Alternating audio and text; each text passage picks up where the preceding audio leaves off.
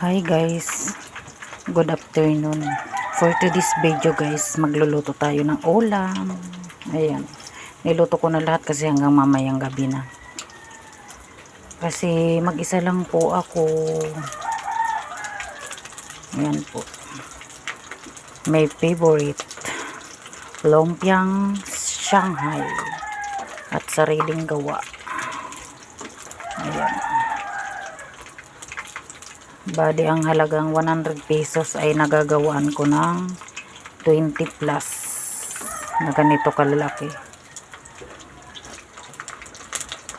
Kompleto Ricardo.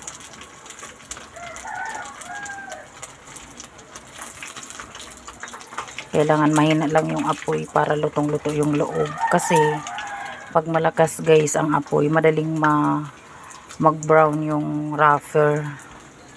Kaya medyo hilaw yung loob, kaya kailangan naka low lang yung apoy. Ayan.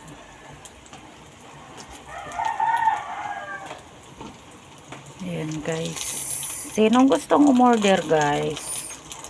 Ayan.